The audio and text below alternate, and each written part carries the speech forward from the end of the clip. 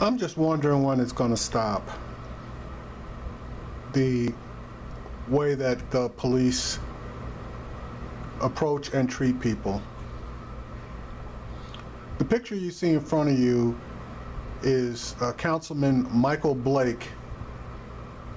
He's out of the Bronx, New York, which is pretty much where I grew up.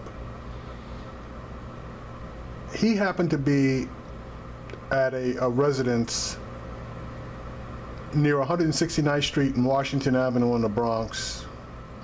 That's about 10 blocks from where I lived as a child.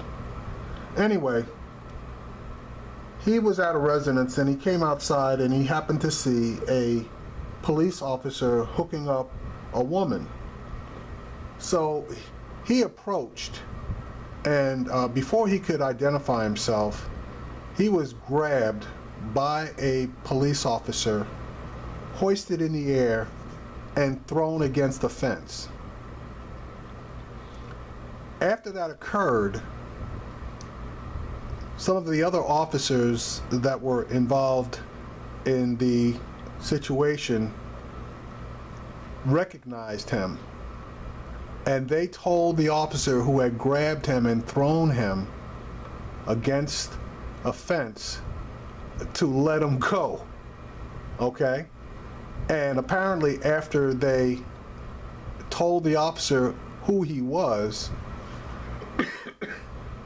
the officer went over to him and apologized. Well, obviously, Mr. Blake was pissed off.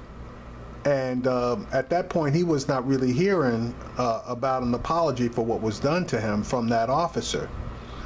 Anyway, he went and initially spoke with the police commissioner, told him what went down, and wanted the police commissioner to issue an apology. Well, as you pretty much guessed, the police commissioner wasn't hearing that. So he announced publicly that he was going to open up an investigation, code word for trying to sweep it under the rug. So Mr. Blake, not being satisfied, turned around and filed a formal complaint with the Police Review Board, which is a civilian review board that has some oversight over New York City police. This is just another instance of police seeing a black man who wasn't doing anything other than approaching them to ask a question, and before he could open his mouth to ask his question, he got snatched and thrown against the fence. Now, I have no doubt if those other officers hadn't recognized him, he would have been arrested and charged with something.